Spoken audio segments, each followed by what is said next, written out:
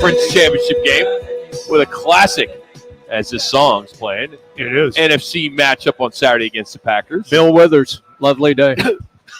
Joining us now is play-by-play voice of the San Francisco 49ers, Greg Papa, here on Fox Sports 910 Phoenix.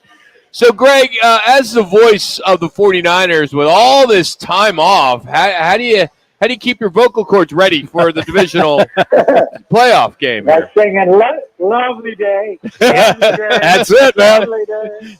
Yeah, well, I tell you, we watched a lot of football last weekend, and we loved it. Obviously, Minuch, what the Buffalo Bills did on Monday against Pittsburgh, and wouldn't it be great to have a Niners-Bills Super Bowl? That would blow my mind. And then just watching the NFC games, and obviously on Sunday what these Green Bay Packers did to Dallas was incredible.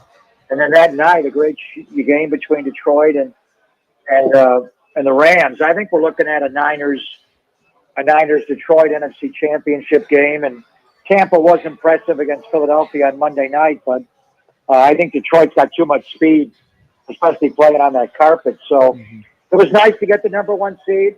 Thank you to Kyler Murray and the Arizona Cardinals from Philadelphia. Made for a nice flight home on New Year's Eve, I got to say. I've always had fun. And now we're gearing up to go back to work. And as you guys were saying, this is a classic matchup.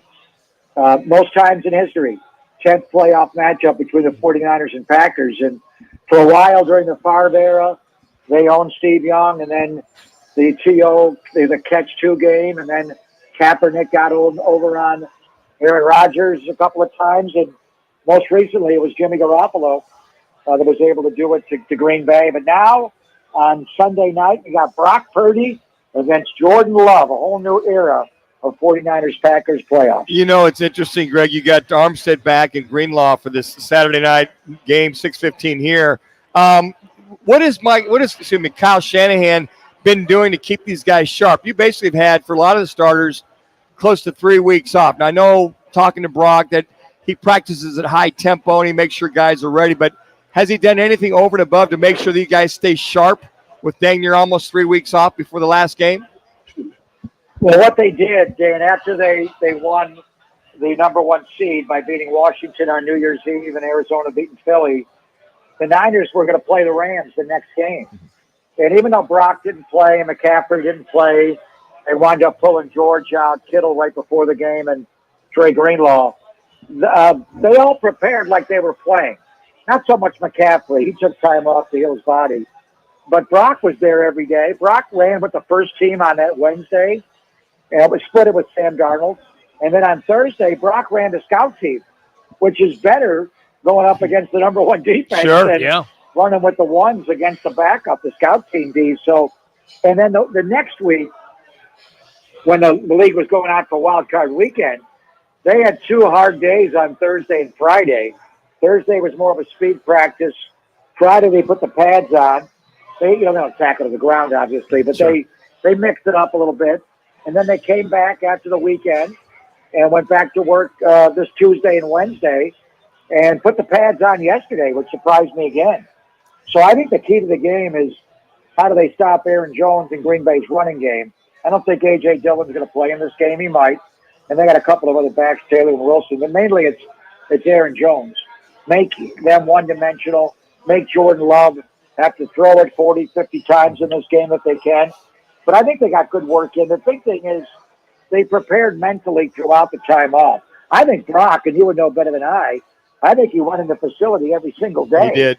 Even though, so they worked on it. I think he rested his arm a little bit, but they also worked him pretty hard. And the one thing you'll see Saturday, they're just fresh. McCaffrey, when he has any time off, even like a Thursday night game and a week and a half going into the following Sunday, he's always fast. He's always, he's like Thurman Thomas with those cuts and his jump cutting ability, catch the ball. Just a great player.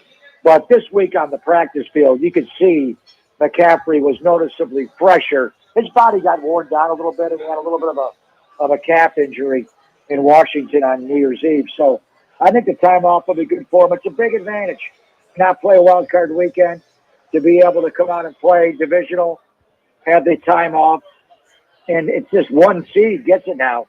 We'll see how Baltimore does in the AFC, but the Niners had that time off in the NFC. And having Armstead back to help that rush defense was a little suspect the last few weeks there, Greg, and have Greenlaw looks like he's ready to go too. That's going to help that defense out immensely to have your stalwart there on the defensive line. Totally. I mean, Eric Armstead's a great player. You put him next to Javon Hargrave, and you're talking about two of the best D-tackle tandem in football. You know, obviously, the Washington's got a really good one with the Bama boys, Jonathan Allen and Deron Payne, but Armstead and the gravedigger Javon Hargrave are elite. The one thing, though, Manuch, is that the game against the Rams, the last game of the year, Cleveland Ferrell hurt his knee early in the game, got carted off. He's not going to play in this game on Sunday. I think he may even miss the championship game if the Niners win. So you lose him. You do have Chase Young. You do have Randy Gregory. They got some guys that can play behind, but I think that's going to be interesting without Cleveland Ferrell because he sets a great edge in the run game opposite Bosa, and that guy is a try-hard sucker. So will Green Bay and Matt LaFleur attack a little bit of Chase Young, run away from Nick towards Chase Young? He's got to be disciplined. He's got to stay home and set the edge in the run game. So you do get Armstead back, but they did lose Cleveland Ferrell. All right. Greg Papa is our guest on the Right Toyota guest line. Greg, please indulge me here because I'm going to go away from the game. Local broadcasters always come up, it seems, with great lines about certain players, and it endears the listening audience to that broadcaster. For me, when I hear you call Brandon Aiyuk's touchdown catches, if you Aiyuk is on 3. That's exactly right, my brother. That's what I wanted to hear. It is sensational. Tell me how you guys came up with that. Well, yeah, I mean, you know the song, The Roof. Yes. The roof is on fire. We don't need no water. Let the you got it. Burn. I'm not gonna. This was when Brandon was in that draft, and there were a lot of great wide receivers that the 49ers could draft that year. And I happened to do the Iron Bowl the year before with Jerry Jeudy in Alabama, and Henry Ruggs was there. And I thought Jerry Jeudy would be I thought he was the next Paul Warfield. Wow. Honestly, he hasn't shown the physicality to be that great of a player. But I thought if the Niners draft Jerry Jeudy, what would the call be? And it would be Jeudy. And then I thought I did it on my radio show. I got 4 hours to be silly. So it was CeeDee Lamb. 2. It was going to be touchdown, TD with a TD.